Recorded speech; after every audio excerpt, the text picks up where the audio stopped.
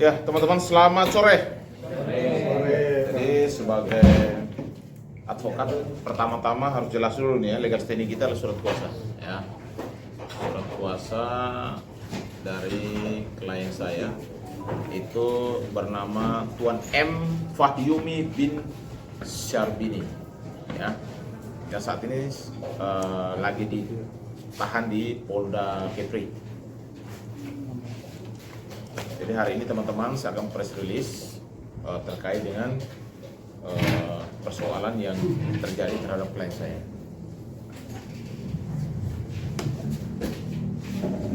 Jadi yang pertama bahwa selaku kuasa hukum Kapten KM Rizky Laut 4 Saudara MF atau di sini bernama lengkap adalah M. Fahyumi bin Syarbini, ya. Klarifikasi terkait proses penangkapan, proses penyitaan, barang bukti, penetapan tersangka, dan penahanan yang dilakukan oleh tim Subdit 4 Tipiter, tim Krimsus Polda Kepri pada tanggal 29 2025.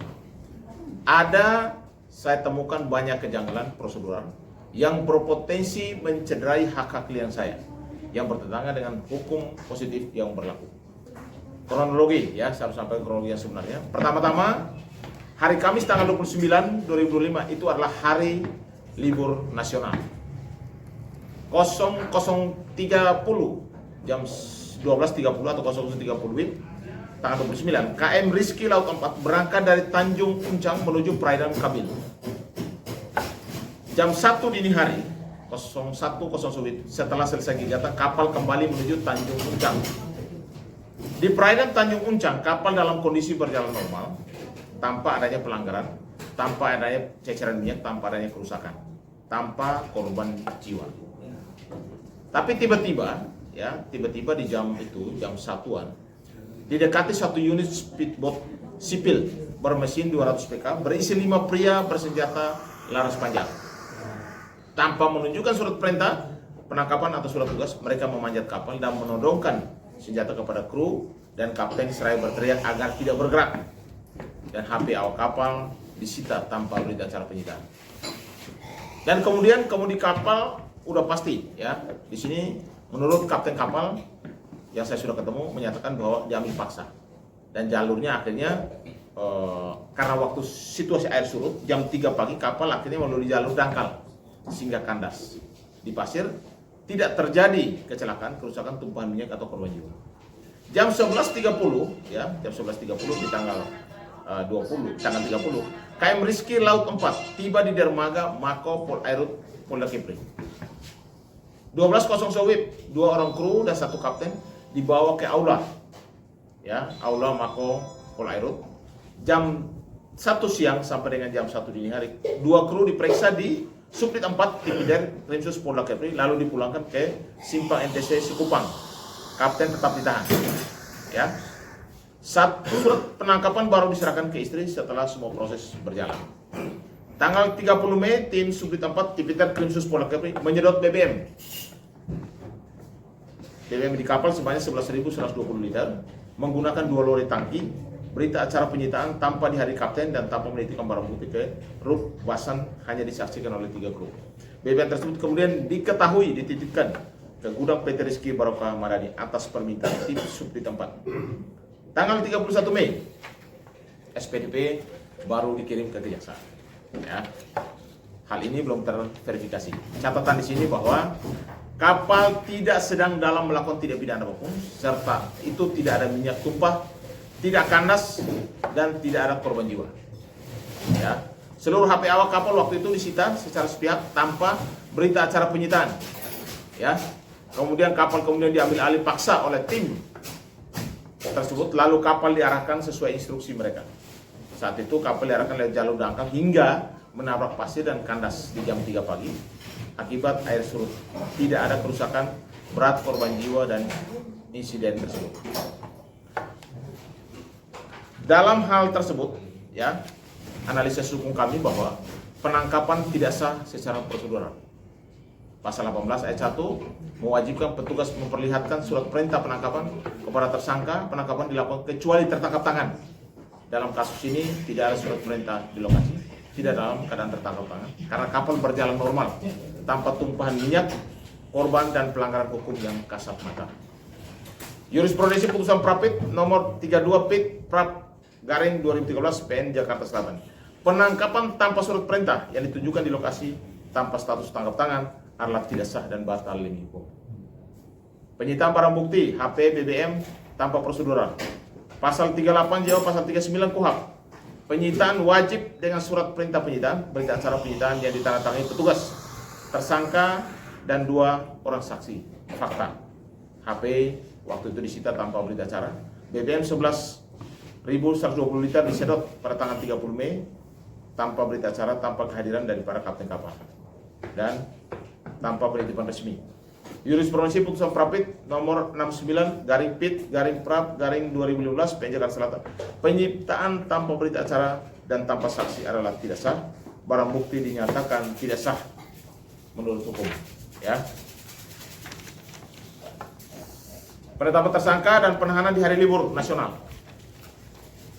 Pasal 17 KUHP mensyaratkan penangkapan dilaksanakan atas perintah pejabat berwenang kecuali tangkap tangan. Penetapan tersangka, penyidikan dan penahanan di hari libur nasional tanggal 29 Mei adalah hari libur nasional tanpa keadaan mendesak, bertentangan dengan asas hukum dan asas pidana kecuali tertangkap tangan, potensi melarikan diri, menghilangkan barang bukti, dan semua tahapan dilakukan di tanggal 29 ya, pas saat hari libur nasional. Saya jelaskan ya, ini adalah proses yang sangat cepat ya, yang dilakukan oleh tim Tipiter Subdit 4 Polda Kepri. Di tanggal 29 Mei itu penangkapan tanpa surat perintah di laut jam 1.00 WIB. 29 Mei juga penyitaan HP awak kapal tanpa berita acara. 29 Mei juga pengambilan alih kemudi kapal oleh petugas. 29 Mei pemeriksaan awal di Polda di Marco Polairut. 29 Mei pemeriksaan BAP 2 kru di Subdit 4 Tipiter. 29 Mei penetapan Kapten KM Rizky Laut 4 sebagai tersangka. 29 Mei penertiban surat perintah penahanan. 30 Mei penyedotan minyak di kapal sebanyak 11.120 liter ke lori tangki tanpa berita acara penyitaan. 30 Mei minyak dititipkan ke PT Rizky Baroka Madani tanpa surat penitipan resmi. 31 Mei pengiriman SPDB kejaksaan ya, harusnya diwajibkan 7 hari kerja tapi masih dalam konfirmasi. Ya, putusan MA nomor 32 Pit Prap tahun 2013 PN Jakarta Selatan, penetapan tersangka dan penahanan di hari libur nasional tanpa keadaan mendesak adalah tidak sah dan cacat prosedural. Yang di sini adalah tidak ada delik material dan saat penangkapan, delik pidana, perbuatan pidana, actus reus, niat jahat mens rea. Dalam kronologi kapal berjalan normal, tidak ada tumpahan minyak, tidak ada korban, tidak ada kerusakan lingkungan, maka tidak terdapat actus reus yang nyata di lokasi saat penangkapan. Putusan EMA nomor 94 PK garing Pit 2015, jika perbuatan pidana belum terjadi atau tidak dapat dibuktikan saat penangkapan, maka penetapan tersangka tidak sah secara hukum. Analisa tambahan fakta BAP dan pelanggaran hak tersangka. Ya, di sini ada beberapa contoh kasus. Yang pertama, ketidaksesuaian antara BAP dan fakta pemeriksaan. Itu nanti kami akan sampaikan ya dalam proses berikutnya. 2, konsekuensi hukum dan pemeriksaan tanpa pendampingan penasihat hukum. Dan ini konfirmasi bahwa klien saya pada saat pertemuan tadi pagi sama saya di tahanan bahwa dia tidak didampingi oleh penasihat hukum pada saat pemeriksaan, tetapi di dalam BAP dinyatakan ada pendampingan ya. Nah, ini masih nanti saya klarifikasi dulu bahwa putusan MK nomor 16 PUU Strep angka 2010 menegaskan bahwa setiap tersangka berhak mendapatkan bantuan hukum sejak dini, termasuk dalam tahap penyidikan, dan bila tidak diberikan maka alat bukti yang diperoleh menjadi tidak sah. Akibat hukumnya jelas ya. Dan yang berikut yang saya mau perlu sampaikan bahwa saya sudah melakukan investigasi dan juga penyelidikan di wilayah TKP bahwa kami menduga keras ada keterlibatan ya, ada oknum pejabat di dalam jaringan mafia minyak di wilayah Kepri. Dan hal ini akan saya buka pada waktunya, ya. Dan ini sangat tegas karena kami sangat menyesalkan, ya. Sebenarnya kalau saya lihat bahwa klien kami itu dalam hal ini, kalau soal penegakan hukum, kita harus hormati itu. Tetapi kalau soal ditahan, kita harus melihat bahwa apakah ini kan masalah kasus ekonomi, perlu ditahan atau tidak. Dan pasal disangkakan itu sesuai dengan perbuatan dia atau tidak. Supaya jangan sampai ya ini menjadi bumerang sendiri. Yang beritu kesimpulan, ya kesimpulan di sini saya mau sampaikan yang pertama, proses penangkapan, penetapan tersangka dan penahanan terhadap Kapten KM Rizky Laut 4 Saudara MF dilakukan dengan melanggar prosedur hukum yang diatur dalam KUHP dan asas hukum yang acara pidana, termasuk pelanggaran terhadap hak tersangka sebagaimana dijamin oleh Undang-Undang Nomor 8 Tahun 1981, ya Undang-Undang 39 Tahun 99, Undang-Undang HAM dan Putusan Mahkamah Konstitusi Nomor 16, PUU Angka 8 Tahun 2010. 2. Pemeriksaan terhadap tersangka dilakukan tanpa pendampingan. Ada informasi yang saya dapat langsung dari klien saya. 3 kali saya bertanya apakah saudara didampingi, dibilang tidak. Nanti kita akan klarifikasi dari pihak kepolisian karena di BAP ternyata ada pendampingan, ya. Kalau misalnya pendampingan ternyata tidak ada, berarti cacat hukum dan tidak syarat formilnya tidak terpenuhi sebagai alat bukti yang sah. Ini mencederai hak konstitusional tersangka dan bantuan hukum, menciptakan ruang terjadinya tekanan atau intimidasi dalam BAP. 3. Penyitaan HP, ya. Harusnya dalam penyitaan itu harus ada berita acara penyitaan. Itu jelas diatur dalam pasal 38, 39 dan 44 KUHP dan ada jurisprudensinya. Fakta BBM dititipkan juga, harusnya ada yang namanya berita acara dan harus disaksikan oleh kapten kapal. Seluruh tindakan penyitaan, pengalihan kemudi kapal hingga penahanan dilakukan pada hari libur nasional tanpa dasar keadaan yang mendesak. Hal ini melanggar prinsip profesional, proporsionalitas, legalitas dan akuntabilitas dalam pelaksanaan wewenang aparat penegak hukum. Dan yang saya di sini tetap tegaskan bahwa ada dugaan kuat ada pejabat di dalam jaringan mafia minyak di Kepulauan Riau dan ini harus tetap dilakukan penyelidikan, ya penyidikan. Yang berikut dari sudut pandang kami, ya bahwa hukum pidana material peristiwa terjadi dikualifikasi sebagai delik sempurna. Tidak ditemukan kerugian nyata, ada korban dan kerusakan dan tumpahan minyak di lokasi. Yang nyata, yang fisik nyatanya tidak ada. Yang berikut belum terbukti adanya mensreal, ya dari klien kami. Unsur pasal 323 Undang-Undang Pelayaran dan pasal 53 Undang-Undang Migas belum terbukti secara kumulatif maupun alternatif, ya. Dengan demikian kami menilai bahwa seluruh rangkaian tindakan hukum terhadap klien kami akan batal demi hukum, tidak sah dan mencibirkan penyelewengan wewenang demi tegak keadilan perlindungan hak asasi warga negara. Dalam waktu dekat kami akan segera mengajukan permohonan prapit untuk membatalkan status tersangka, ya status tersangka dan penahanan dan penyitaan terhadap klien kami yang kami anggap cacat prosedural. Dan kami juga akan melakukan langkah-langkah hukum, ya akan mengadukan perkara ini karena kami menduga keras ada keterlibatan oknum pejabat di wilayah Kepri di dalam mafia minyak, sehingga kami akan bersurat, ya kepada Kompolnas, kepada Mabes Polri dan Propam, KPK, Kejaksaan Agung dan beberapa departemen lainnya termasuk Menteri HAM dan Komnas HAM, ya supaya kami minta turun langsung ke wilayah Kepri untuk melakukan penyelidikan, pemeriksaan dan audit terhadap perkara yang sedang berjalan di Polda Kepri untuk menjaga konstitusional kita, menjaga HAM dan juga menjaga hukum positif kita di Republik Indonesia. Itu saja yang perlu saya sampaikan kepada teman-teman semua. Kalau ada pertanyaan silakan, ya. Bang, rencana mengajukan prapitnya kapan, Bang? Dalam waktu sedekatnya. Bila perlu, kalau minggu depan tidak ada halangan. Kalau tidak, 2 minggu ke depan. Bang, ada intervensi nggak ke klien abang, Bang? Kalau intervensi tidak ada, ya saya sudah tanya bahwa tidak ada intervensi. Tetapi yang saya perlu tanyakan itu, klien saya menyatakan tidak ada pendampingan dari pengacara yang ditunjuk ataupun yang polisi tunjuk. Tetapi di BAP ada pendampingan. Nah ini yang saya akan luruskan, ya antara klien saya dan penyidik. Ada penyitaan ya, Bang ya? Ya semuanya. Semuanya. Dan saya kenapa akan mengambil langkah Prapit? Karena yang pertama bahwa menurut kami setelah kami lakukan analisa, kami lakukan gelar bahwa dari proses penyelidikan, penyitaan sampai penetapan tersangka, ya kami anggap itu tidak sah dan itu improsedural. Yang mana kami minta nanti kepada Hakim Prapit ya untuk membatalkan status tersangka yang saat ini disandang kepada klien saya. Kenapa? Karena apa saya bilang tidak sah?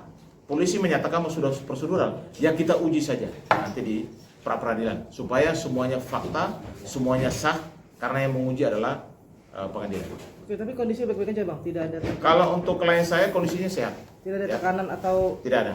Tadi pagi saya sudah datang, saya ketemu sama bersangkutan, saya tanyakan kepada yang bersangkutan bahwa dia dalam kondisi sehat, tidak dalam intimidasi, tetapi yang saya di sini saya meluruskan adalah pada saat pemeriksaan dia dari awal sampai penetapan tersangka, dia menyatakan bahwa dia tidak didampingi oleh pengacara. Yang kedua, ini kasus yang luar biasa cepatnya dalam proses.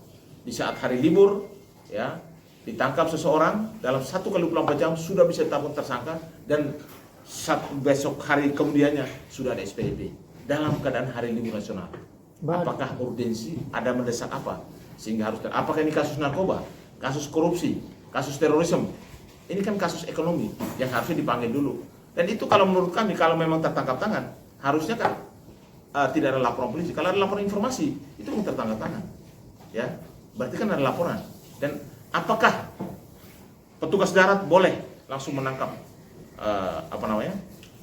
di laut? Nah ini saya harus tanyakan dulu supaya jelas. berarti ada permainan abang lihat gak sih ada memang ada? Kalau saya duga keras ada bahwa oknum-oknum. ada oknum pejabat di Kepulauan Riau ya, Kepri, yang memainkan peranan dalam mafia minyak tersebut. Dan saya minta kepada para lembaga penegak hukum, bahkan Kementerian Hukum, Kementerian Kementerian HAM, bahkan dari Mabes Polri, ya, dari KPK, Kejaksaan Agung untuk turun. Karena ini saya mendapat informasi, ya, masih dugaan ya, tapi mudah-mudahan lembaga penegak hukum di Indonesia, bahkan Komisi 3 DPR RI untuk turun coba melakukan investigasi di wilayah Kepri. Karena ada dugaan banyak adanya mafia minyak yang berkeliaran di wilayah Kepri. Berapa orang bang yang dijadikan tersangka? Saat ini sebenarnya krunya kan ada 3, kapten 1 yang ditahan saat ini dan jadi tersangka adalah kapten 1. Kapten 1 orang. Bang, saat ini ya. Ada indikasi ini nggak sih bang persaingan usaha mungkin bisnis sama ini? Kalau sudah mafia kan pasti kan merangkum semuanya. Apakah itu persaingan usaha? Apakah itu memang ada kasus hukum? Dan itu saya sampaikan bahwa saya duga keras ada oknum pejabat yang terlibat di dalam urusan mafia minyak di wilayah Kepri, dan ini harus ditindak tegas. Bang, terkait keterlibatan sudah ada pejabat nih, sudah ada bukti nggak bang? Artinya sudah ada mengantongi bukti nggak? Kalau saya sebagai orang hukum, kalau saya berbicara kan bukti dasar kan saya sudah pegang. Kan tidak mungkin saya hanya asal ngomong, kan tidak mungkin. Artinya kalau saya bilang duga keras berarti ada bukti awal yang saya sudah pegang. Dan ini nanti akan saya buka pada waktunya gitu.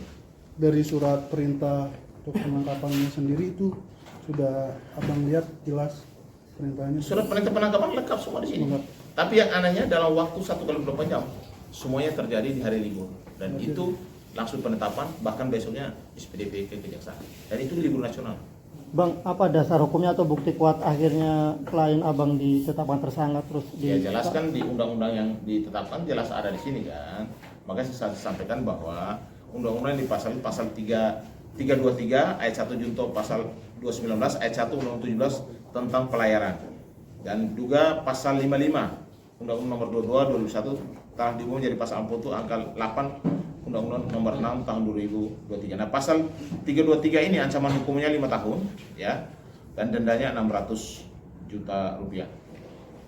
Bang, ada pelanggaran SOP penangkapan bang? Kan makanya begini loh, kenapa saya mengambil langkah pra peradilan untuk menguji dulu apakah penyitaan, apakah penetapan tersangka, penangkapan, apakah itu sah atau tidak. Itu kan harus diuji di yang namanya pengadilan Prapit oleh hakim Prapit, hakim tunggal. Itu kita uji supaya apakah ini sesuai prosedur atau tidak. Karena kan kalau pihak kepolisian udah pasti kan dia melakukan tindakan itu kan udah pasti tidak keluar dari koridor hukum, undang-undang kepolisian, udah pasti KUHP, KUHP, undang-undang pelayaran dan lain sebagainya. Tetapi kami sebagai penasihat hukum, sebagai pembela klien kami akan minta kepada hakim Prapit untuk juga ke depan setelah kami daftarkan untuk membebaskan klien kami. Karena kami anggap dari penyitaan, dari penetapan tersangka, bahkan dari penangkapan saat ini kami anggap itu adalah improsedural atau tidak sah secara prosedural hukum. Bang, bukti apa yang menjerat klien abang yang dimiliki pihak kepolisian? Apa dia Ya, memiliki pastikan bukti? bukti yang saat ini ada adalah BBM. Yang kedua kan menurutnya surat perjalanan dan lain sebagainya. Nanti kita buktikan di pengadilan, ya. Semuanya kita buktikan di pengadilan. Surat perjalanan nggak ada surat perjalanan. Itu administrasi hukum. Ya saat ini kami lagi mencari bukti-bukti untuk di pengadilan nanti. Bang, total kerugian ditaksir berapa bang? Ya kalau kerugian dari klien kami kan cukup ya, dan dia ditahan saat ini, nggak bisa kemana-mana. Dan juga BBM-nya saat ini juga diamankan ya, atau disita. Yang ketiga kapalnya kan tidak bisa operasional. Udah pasti ada kerugian material dan imaterial yang saat ini dialami klien kami. Dan nanti pada waktunya setelah bergulir di pengadilan Prapit, udah pasti kita akan tahu bahwa apakah semua yang dilakukan rangkaian dari penyelidikan sampai penetapan tersangka apakah sesuai dengan prosedur atau tidak. Itu nanti biar hakim Prapit yang akan mengujinya. Hai, terima kasih sudah menonton. Jangan lupa subscribe, like, comment, and share.